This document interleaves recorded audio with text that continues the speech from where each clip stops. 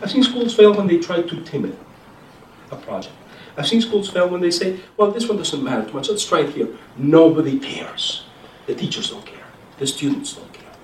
Nobody cares, and the project fails. Oh, what's wrong? No, you just picked a bad project. A good project is one that people care about.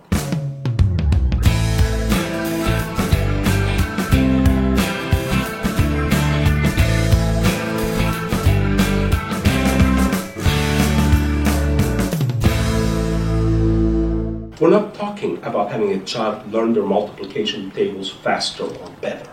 We're not talking about a child doing algebra a little bit more easily or with a little bit less difficulty or maybe getting to calculus a little sooner. We're talking about what he calls on making a theorem for a child. We're talking about making accessible to children. In play, what the child does is a child creates a virtual, more knowledgeable other. So his standard example is a little girl is playing with a stick. The little girl plays with the stick, calls it her horse. And in writing that virtual horse, she has effectively created a more knowledgeable other, and she gets this iteration through play. In other words, she gets the benefits of that social learning environment through play. Why is this interesting? Why is this important? Because the computer is the ultimate play toy. Because it's the ultimate in plasticity.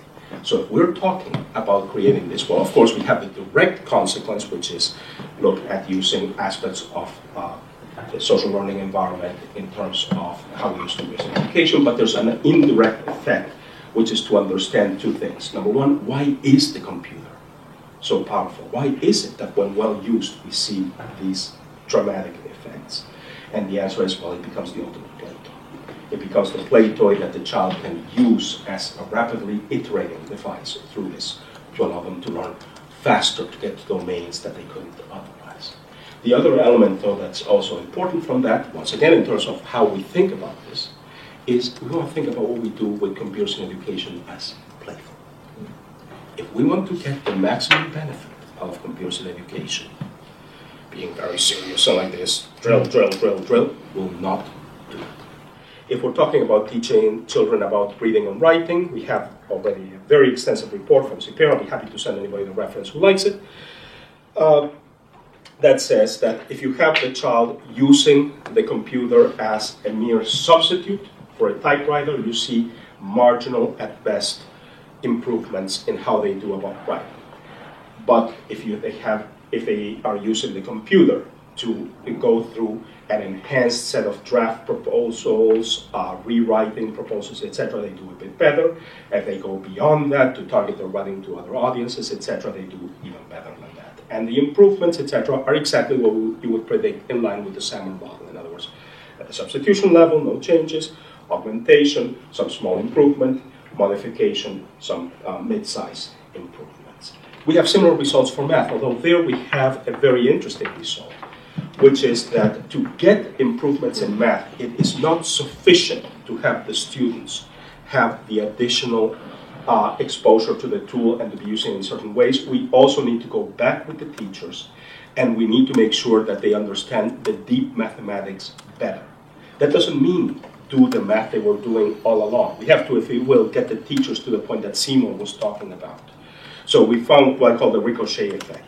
If we improve how teachers think about math using the technology, then we see a dramatic improvement. We have our tools, and because we need to convey that richness of approaches, that plasticity of different type of results that we're looking at, we don't just say, well, let's give them some internet tools, some office tools, and then we're done with it.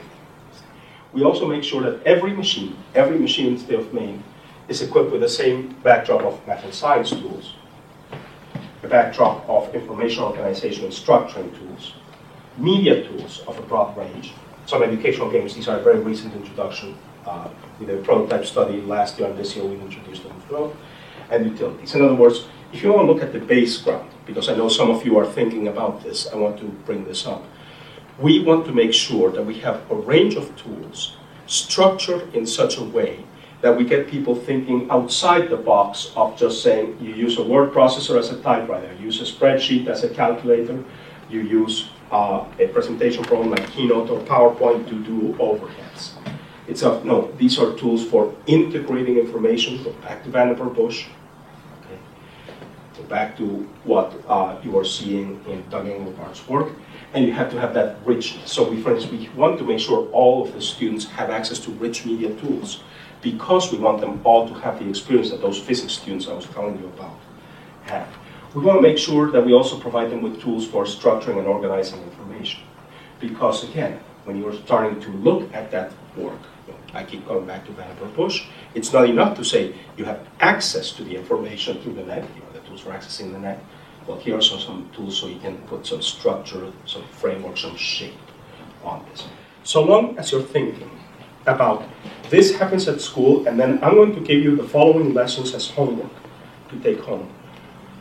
We're not going to see that integration, or at least we're not going to see broadly that integration of the computer into how the students think, how the students work, that we want to see happen. We need to shift away from that. We need to start thinking about saying, how do we think about the fact that the students are learning, period. Some things will happen at home. Some things will happen at school. Some things will happen in both places.